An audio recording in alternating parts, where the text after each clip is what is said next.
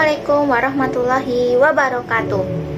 Halo teman-teman, perkenalkan nama saya Natasha Fadila Seputri dengan NIM K7121195 dari Program Studi Pendidikan Guru Sekolah Dasar Universitas 11 Maret. Pada kesempatan kali ini, saya akan menjelaskan materi mengenai integrasi nasional dengan tujuan untuk memenuhi tugas mata kuliah pendidikan kewarganegaraan. Untuk lebih jelasnya, simak penjelasan berikutnya. Baik, sebelum kita lanjut ke materi, adapun pokok bahasan yang akan kita bahas. Yang pertama, mengenai pengertian integrasi nasional. Yang kedua, pluralitas masyarakat Indonesia. Yang ketiga, strategi integrasi dan faktor dalam integrasi nasional. Yang keempat, yaitu pentingnya integrasi nasional. Nah, untuk lebih jelasnya, yuk kita bahas.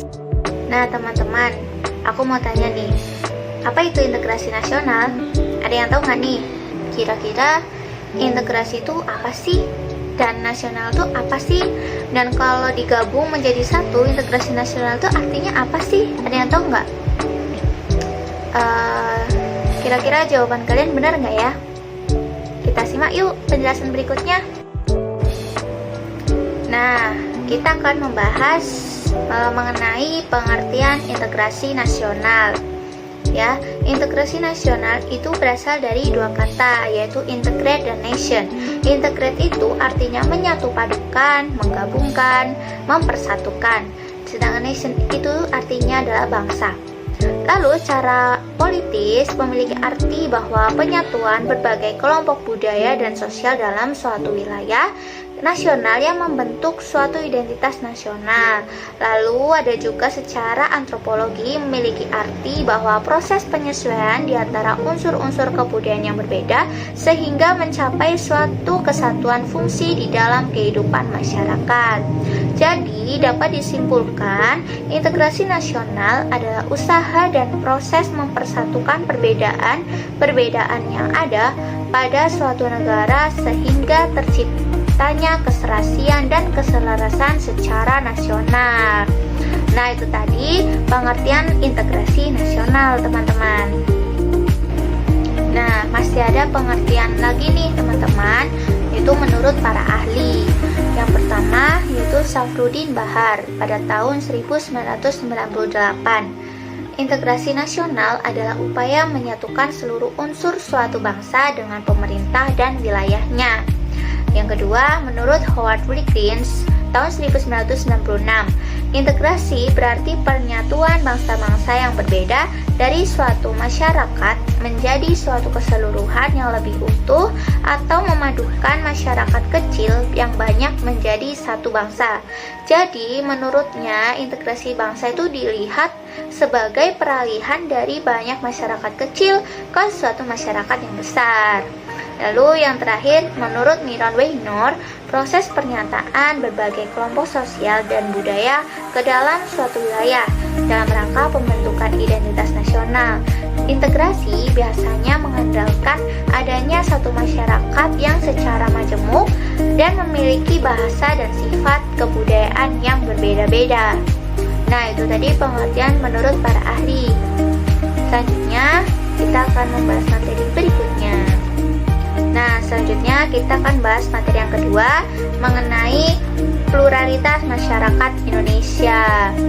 Nah, pluralitas masyarakat Indonesia adalah kemajemukan atau keberagaman masyarakat Indonesia, baik itu dalam suku, budaya, agama, ras, pekerjaan, dan lain-lain. Kata plural berasal dari bahasa Inggris yang artinya jamak, sedangkan pluralitas berarti kemajemukan. Masyarakat majemuk merupakan masyarakat yang terbagi-bagi ke dalam subsistem yang kurang lebih berdiri sendiri dalam masing-masing subsistem, terikat ke dalam ikatan yang bersifat primordial, menurut Gates tahun 1963. Sedangkan menurut Pierre L. van den Berg, masyarakat majemuk memiliki karakteristik. Yang pertama, terjadinya segmentasi ke dalam bentuk kelompok-kelompok yang seringkali memiliki sub-kebudayaan yang berbeda satu sama lain. Yang kedua, memiliki struktur sosial yang terbagi-bagi ke dalam lembaga-lembaga yang bersifat non-komplementer. Yang ketiga, kurang mengembangkan konsensus di antara para anggotanya terhadap nilai-nilai yang bersifat dasar.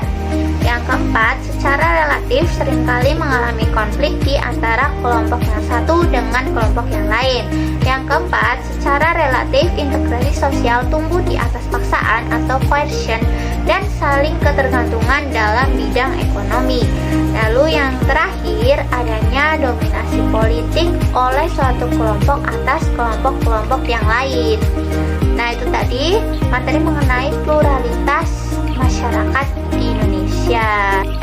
Selanjutnya yaitu materi ketiga mengenai strategi integrasi. Ada 3, strategi asimilasi, yang kedua strategi akulturasi, dan yang ketiga strategi pluralis. Yang pertama, strategi asimilasi, yaitu proses pencampuran dua macam kebudayaan atau lebih menjadi satu kebudayaan yang baru, di mana dengan pencampuran tersebut maka masing-masing unsur budaya itu melebur menjadi satu, sehingga kebudayaan baru tidak tampak lagi identitas budaya pembentuknya. Nah, ketika asimilasi menjadi strategi integrasi nasional, berarti bahwa negara mengintegrasikan masyarakatnya dengan mengupayakan unsur-unsur budaya yang ada. Dengan strategi tersebut, upaya mewujudkan integrasi nasional dilakukan tanpa menghargai unsur-unsur budaya kelompok atau lokal dalam masyarakat yang bersangkutan. Strategi yang kedua yaitu strategi akulturasi, adalah proses pencampuran dua macam kebudayaan atau lebih sehingga memunculkan kebudayaan yang dimana ciri-ciri budaya asli masih tampak dalam kebudayaan baru tersebut.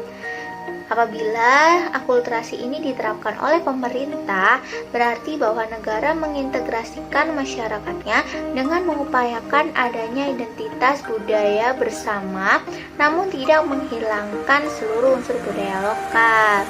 Dengan strategi tersebut, upaya mewujudkan integrasi nasional dilakukan dengan tetap menghargai unsur budaya lokal, walau penghargaannya itu tidak terlalu besar. Selanjutnya, strategi pluralis, yaitu paham pluralis merupakan paham yang menghargai terdapatnya perbedaan pendapat dalam masyarakat. Bahwa dengan strategi ini, dalam mewujudkan integrasi nasional, negara memberi kesempatan kepada semua unsur keragaman dalam negara, baik suku, agama, budaya daerah, dan perbedaan lainnya, untuk tumbuh dan berkembang serta hidup dan berdampingan secara damai. Jadi, integrasi nasional diwujudkan dengan tetap menghargai terdapatnya perbedaan dalam masyarakat. Hal ini sejalan dengan pandangan multikulturalisme bahwa setiap unsur perbedaan memiliki nilai dan kedudukan yang sama, sehingga masing-masing berhak mendapatkan kesempatan yang seimbang. Nah, itu tadi mengenai strategi integrasi ya. Untuk materi berikutnya mengenai faktor dalam integrasi. Ada 2, yaitu faktor pendorong dan faktor penghambat. Yang akan pertama kita bahas yaitu mengenai faktor pendorong integrasi nasional. Yang pertama yaitu adanya rasa senasib sepenanggungan. Hal ini diakibatkan oleh faktor sejarah Indonesia yang telah mengalami sejarah kelam di masa lalu, terutama zaman Indonesia dijajah oleh bangsa lain. Rasa senasib perjuangan di masa lalu yang terbawa sampai dengan sekarang menjadi faktor pendorong integrasi nasional.